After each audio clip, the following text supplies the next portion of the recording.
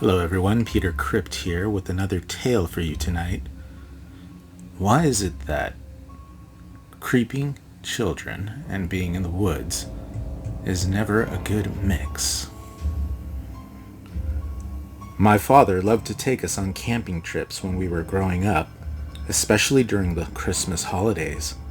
For the most part, I found it boring and I loathed roughing it, but I enjoyed spending the time with my family.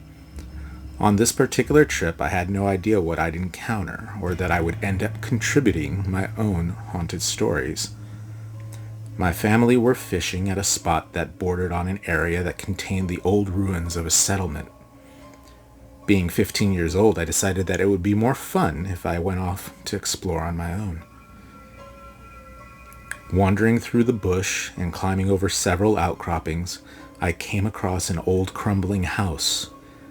It was fun to find the occasional broken cup and rusty cookware, wondering who the family were that owned that stuff.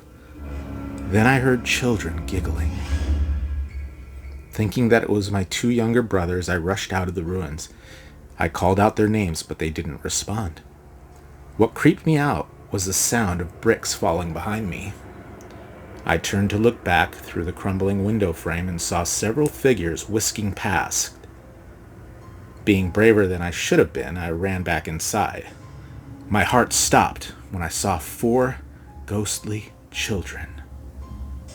Two girls and two boys were staring straight at me. The eerie giggles were muffled behind their scary masks. They looked like they stepped out of an old photograph from the end of the 19th century. The masks were like the style of old school Halloween caricatures, which made the children even more frightening. Before I could scream, the eldest girl lifted her mask. Her face was skeletal and seemed to be mummified. That did it.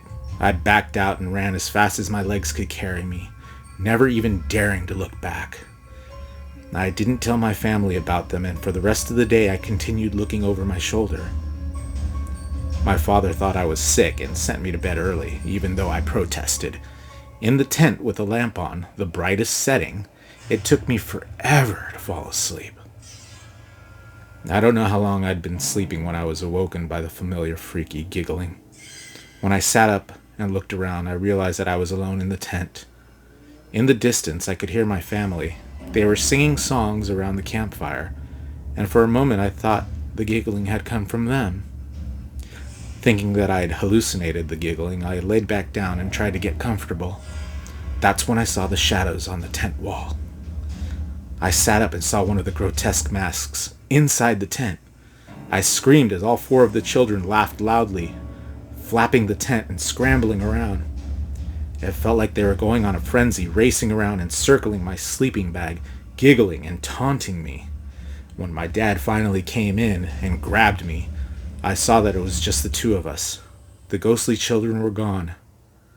To this day, he tells people that I had a fever. Although I can't prove it, I know it was real. Thanks for listening. And remember, try to stay scared.